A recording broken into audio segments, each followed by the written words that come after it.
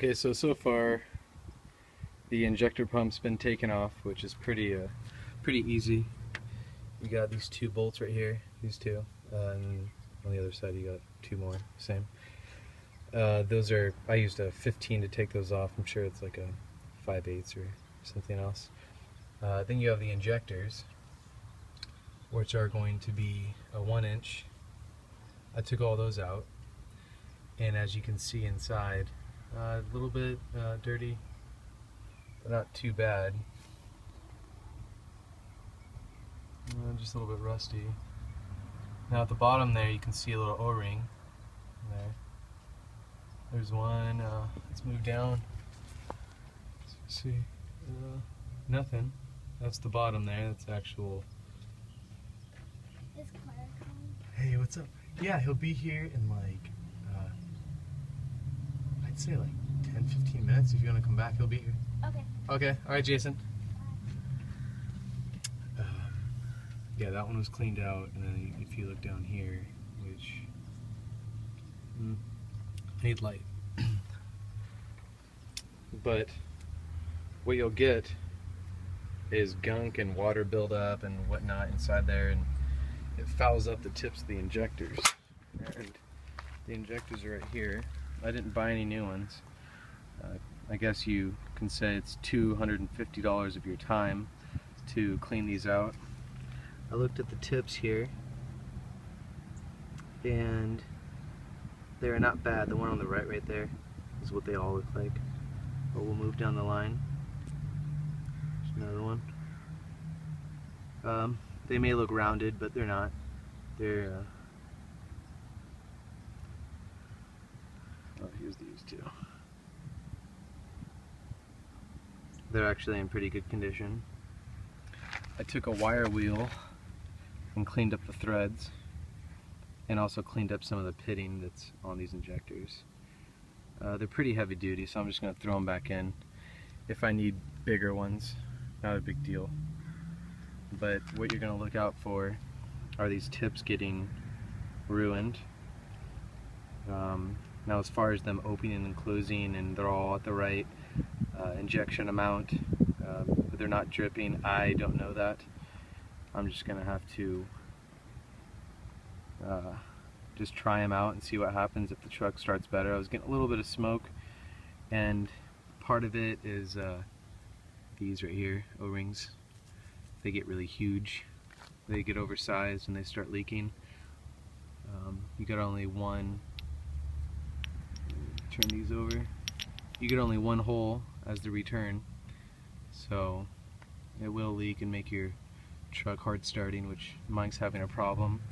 But also my glow plug relay is out, so I just bolt tested one of the leads on the relay, which is put right there.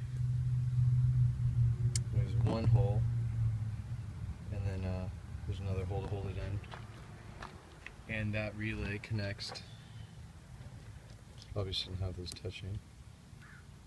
It connects this side, which is the glow plug side, to this constant power side, which is directly connected to the battery. The relay goes there, and pretty much when you give it a little signal, it transfers the power through these wires. I don't know, there's like 3 right there. So check that, and I wasn't even getting power there. But if you are getting power there, I'd move down the line, which is this plume right here, this wiring plume. It goes all the way back and connects to there. So just check your wires, make sure this wraps around and everything's sealed. There's one right there for the glow plugs. Turns out all my glow plugs are bad as well. For those of you that haven't seen the turbo and how it's installed, it's back here, pretty crazy. Really tight space. I checked my turbo, the blades look kind of bad. Let's see if we can get a view of that.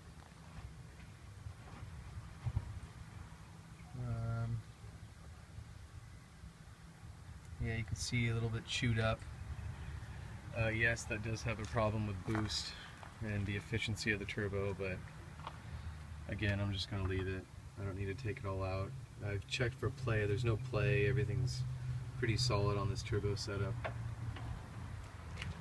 But when you take your injector pump off, a gear pretty much turns that gear, or that gear pretty much turns the injector gear. And after you undo all your lines, it just kind of pops out like this one.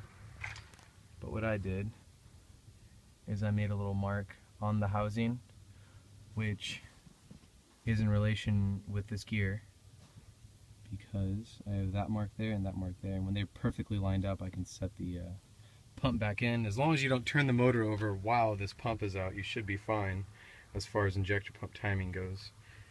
These I left on, but as you can see, it just pops right out. You may need to move a couple of things like the kick down switch and a couple others, but it came out pretty easy.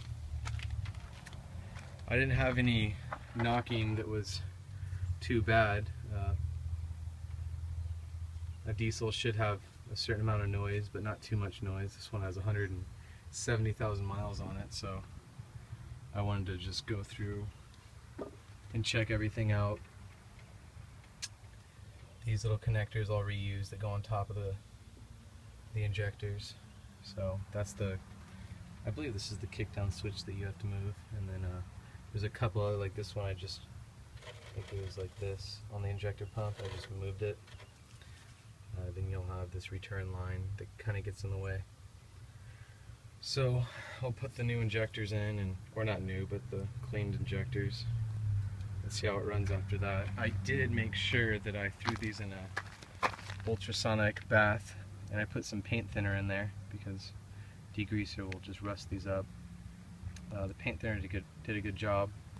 Kind of got all the crud off of them, and then a wire brush cleans them up really nice. The tips there, I'm not going to even touch. They look a little foul, but you mess up that tip and you'll have dripping fuel, and then you'll have a massive problem with holes in your piston. But other than injectors and glow plugs, I'll be running Champion. Hopefully they last another couple years, because in order to get all the glow plugs I had to do all this work to pull it out. It took me under a couple hours. I mean, it was the first time I've worked on a 7.3 this extensively. I have done the Mercedes diesels in the past, so it wasn't too big of a deal to mess with the diesel, but hopefully it runs better, and I'll do an update video on how it starts.